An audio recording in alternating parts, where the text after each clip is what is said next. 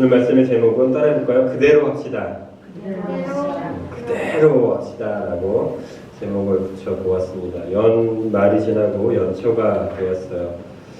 우리 당진 비전교회 새로운 목표도 생겼고 행복한 가정, 또 행복한 교회가 되는 하나님의 마음을 저와 여러분들이 앞으로 계속 나눌 텐데, 그러려면 뭐부터 해야 되냐면 말씀대로, 너무나 당연한 거잖아요. 그리스도인이 말씀대로 사는 것은 너무나 당연한 건데, 이 당연한 것을 우리는 하지 않고 있을 때가 많습니다.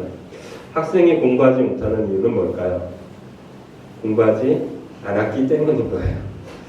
그래서 좀 더 정확하게는 시험을 잘 못 보는 이유는 시험을 준비하지 못하기 때문이 아니라 안 했기 때문인 거예요.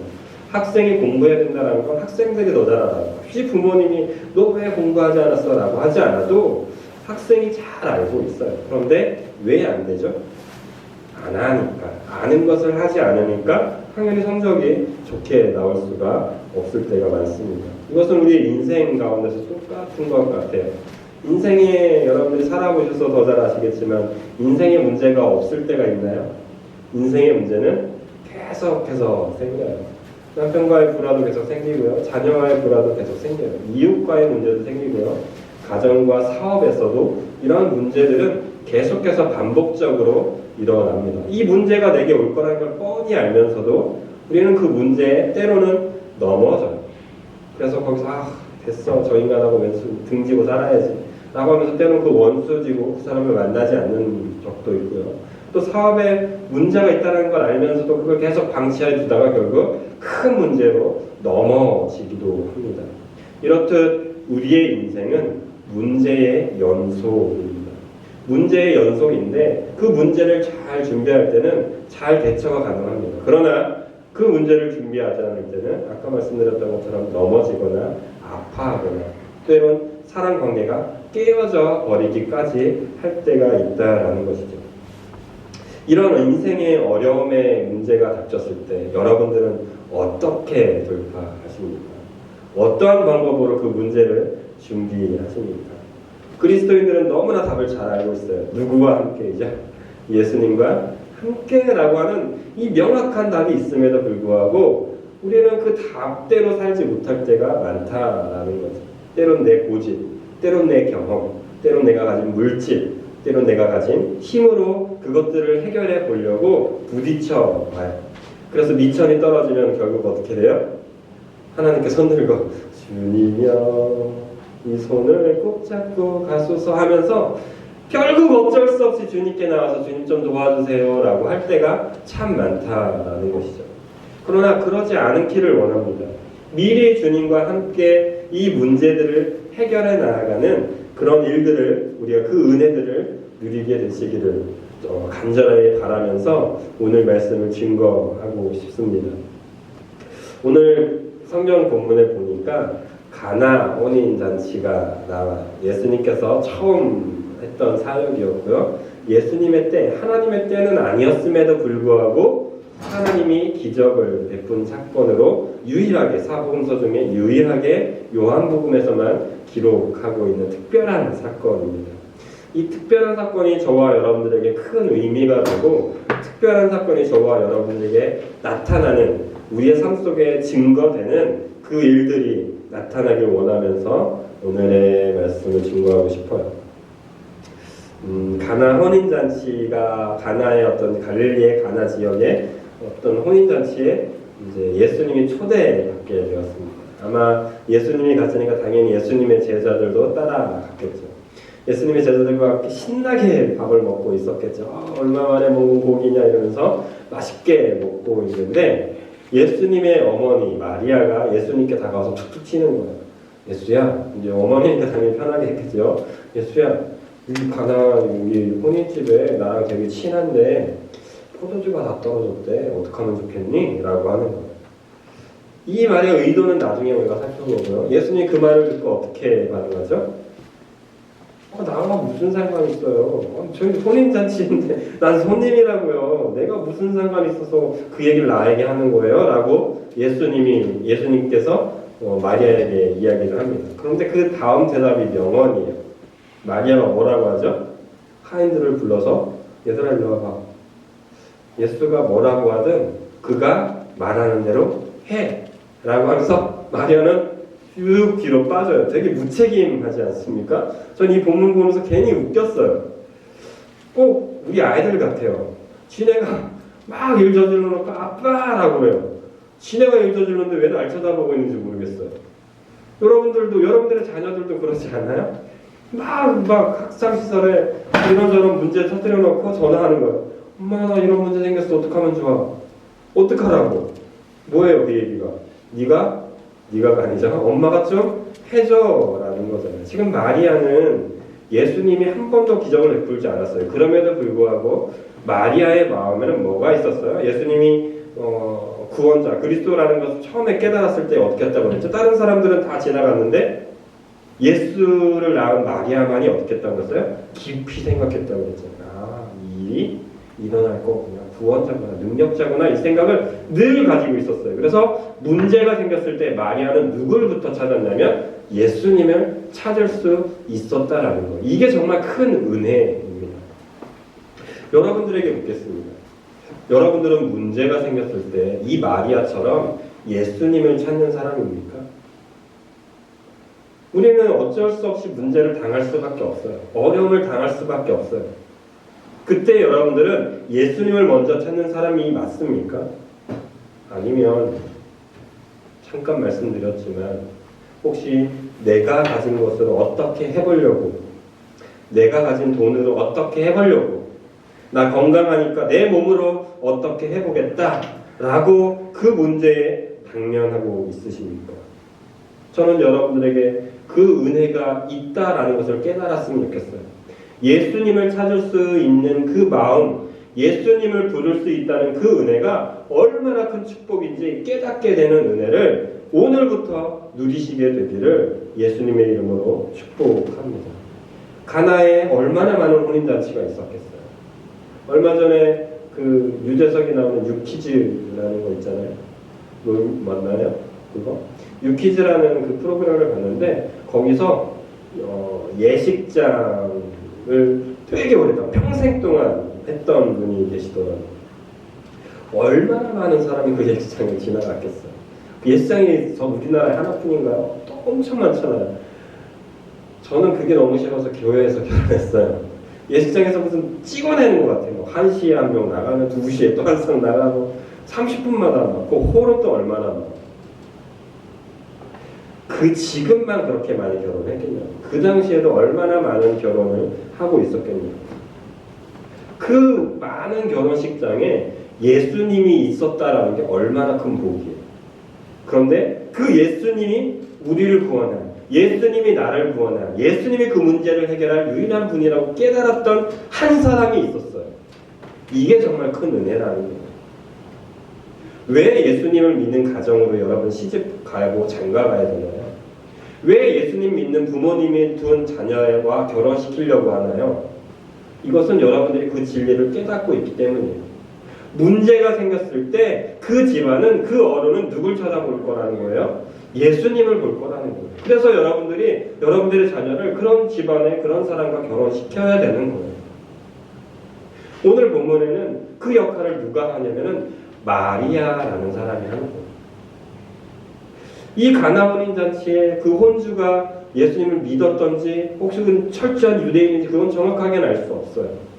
그러나 그 자리에 예수님을 믿었던, 예수님이 행할 수 있었다라고 했던, 생각을 했던 한 여인이 있음으로 인해서 가나 혼인잔치에 문제가 해결받는 은혜가 있었다라는 것입니다. 그렇다면 저와 여러분들이 예수님을 찾을 수 있는 사람이라면 저와 여러분들은 어떤 사람일까요?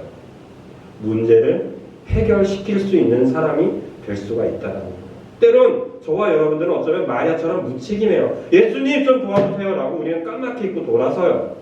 예수님 좀 해주세요 라고 외치고 저와 여러분들은 돌아설 때가 많아요. 그런데 예수님은 그 음성에 반응하셔서 문제를 해결해 주신다라는 것. 이게 정말 큰 은혜라는 거죠. 모든 사람은 문제를 만납니다. 저와 여러분도 문제를 만나요. 그 문제를 만날 때 저는 축복합니다. 예수님의 이름으로 축복합니다. 여러분들이 그 문제를 해결해 줄 수 있는 사람이 되길 원합니다. 저는 잘 들으셔야 돼요. 문제를 해결해 줄 수 있게 만드는 사람. 여러분들이 능력이 있어서 문제를 해결해 주는 사람이 되는 걸 원하지 않아요. 여러분들이 돈이 많아서 여러분들의 자녀에게 물질을 많이 상속시켜 주지 마세요. 뭘 상속시켜 주셔야 되냐면 인생의 문제가 맞닥뜨렸을 때 그 문제를 해결해 주실 수 있는 예수님을 찾을 수 있는 그 믿음, 그 신앙을 여러분들의 자녀들에게, 우리의 다음 세대들에게 넘겨줄 수 있게 되기를, 그 은혜를 소유하게 되기를 예수님의 이름으로 축복드립니다. 그래야만 문제를 해결할 수 있기 때문입니다. 오늘 본문에서는 좀 재미있는 표현이 나와요. 예수님께서 나와 여자여 나와 무슨 상관이 있습니까? 라고 외쳤을 때 예수님의 어머니 마리아가 예수님이 뭐라고 하든 너네는 그대로 해라 라고 하자 예수님이 어떻게 했죠? 예수님은 여러분 잘 아셔야 돼요. 분명히 거기서 기적을 베풀 마음이 없었어요. 의도가 없었어요. 하시고자 하는 마음이 없었어요. 때가 차지 않았다. 이 때란, 이 카이로스, 지금 여기서 말하는 때는 히브리에서 말하는 카이로스거든요. 그러니까 하나님의 때인 거예요. 우리가 이렇게 원하는 흘러가는 시간 가운데 우연히 일어난 사건이 아니라 하나님의 분명한 때, 하나님의 목적을 가지고 하나님이 행하시는 일, 그것을 말하는 건데 그때가 아직 이르지 않은 거예요. 그럼에도 불구하고 예수님은 어떻게 했어요? 기적을 베푸셨어요. 왜냐하면 믿었던 한 사람이 있었기 때문이에요. 왜냐하면 예수님은 자신을 믿는, 자신을 향한 그 의도를, 자신을 향한 신뢰를 깨버리지 않는 신실하신 분이시기 때문에 이 마리아의 믿음을 예수님은 받으셨다라는 것입니다. 그렇다면 저와 여러분들이 기도 시간에 해야 될 게 있어요. 너무 뻔하지만 뭐예요? 간구하지 말라고 하잖아요. 하나님 이거 해주세요, 저거 해주세요 하지 말라고 하잖아요. 저는 오늘 여러분들에게 요청드리고 싶어요. 여러분 좀 하세요. 여러분들의 자녀의 문제 좀 외치세요. 여러분들의 이웃의 문제 좀 외치세요. 하나님이 원하지 않는 것들이라도 여러분 좀 외치세요. 하나님만이 도와주실 수 있고 하나님만이 해결해 주실 수 있다는 그 믿음을 가지고 하나님께 요청하세요. 그러면 그 요청에 예수님은 때로는 반응하시기 때문입니다. 왜냐하면 날 믿으니까. 날 믿으니까 내가 움직이는 거예요. 우리 아이들이 거의 몇 주 동안 게임을 하지 못했어요. 제가 원했던 그 삶대로 살지 않았기 때문에 어제 풀어줬어요. 어제 풀어주면서 재밌게 게임을 했죠. 근데 저녁에 또 문제를 몇 시간이 지나지도 않았어요. 또 문제를 느껴서 제가 또 화가 확 올라와서 또 금지, 하루도 채 못 가지 못하고 게임 금지령을 또 당했습니다. 그런데요, 제 마음 가운데 저 아이들이 뭐가 그렇게 잘못했을까라는 생각이 들기 시작했어요. 그리고 이야기를 했고요. 제 마음 가운데 하나가 생겼어요.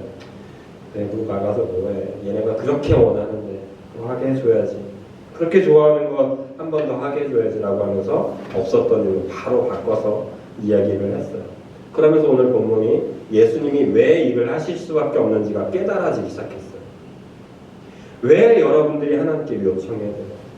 왜 여러분들이 하나님께 눈물 흘리며 기도하는 것을 예수님께서 응답하실 수밖에 없을까요? 예수님은 저와 여러분들을 너무나 사랑하시기 때문입니다. 예수님의 체면 때문에 그런 게 아니라 여러분들을 너무나 사랑하시니까 여러분들이 요청하는 것을 그래 죽는 거 아니니까 허락해 주시는 거예요. 지금 예수님은 이 첫 기적을 그렇게 시작하시는 거예요. 여러분 문제 해결하고 받고 싶으세요? 여러분 예수님과 함께 예수님의 능력을 경험하고 싶으세요? 제발 외치세요. 제발 간구하세요. 그럴 때 예수님은 허락해 주세요. 내 사랑하는 딸이, 내 사랑하는 아들이 이렇게 외치는데 어찌 외면할 수 있을까라고 하면서 은혜를 베풀어 주십니다. 여기에 한 가지 정말 중요한 열쇠가 있습니다. 예수님이 기적을 베푸셨어요. 가나 혼인잔치가 눈물 바다가 될 뻔했는데 더 이상 잔치를 진행할 할 수 없는 지경에 있었을 때 예수님이 기적을 베푸심으로 그 가나 혼인잔치가 또 계속해서 진행될 수 있게 되었는데요. 여기에는 좀 중요한 열쇠 하나가 존재합니다. 뭐냐면 7절에 나와요. 7절. 두 가지가 있는데요. 그 중에 하나예요. 첫 번째 7절 읽어볼까요? 시작. 예수께서 그들에게 이르시되 항아리에 뭐래요? 물을 채우라. 예수님께서 이제 마리아가 그 하인들에게 그러면 너네는 예수님이 뭐라고 하든 좀 해. 예수님의 지금까지는 예수님의 감동을 움직인 거예요. 지금부터는 우리가 해야 될 거. 그래서 키라고 하는 거예요. 우리가 그럼 어떻게 해야 되느냐 이거예요. 하나님의 말씀대로 행해야 되는데 말씀대로 행하는 그것이 때로는 좀 말이 안 되는 명령일 때가 많아요. 지난주에도 설교드렸던 것처럼 간증했던 예화로 드렸던 것처럼 손을 놓으라고 할 때가 많다라는 거예요. 예수님의 명령, 예수님의 하라고 하시는 그 말씀은 내 상식으로는 이해가 되지 않는다라는 거예요. 왜냐하면 이전에 나와 있는데요. 정결 예식을 따라 물병들을 유대 사회에서는 항상 예비해놨어요. 이 물병은 뭐냐면 손님이 오거나 또 어떤 일이 있었을 때 손을 씻고 발을 씻기기 위한 물 항아리인 거예요. 그러니까 하인들이 듣기에는 하인들이 지금 알고 있는 정보에는 뭐냐면 포도주가 떨어졌대요. 그러면 뭘 해야 될까요? 포도주를 채울 만한 액션을 취해야 돼요. 그죠?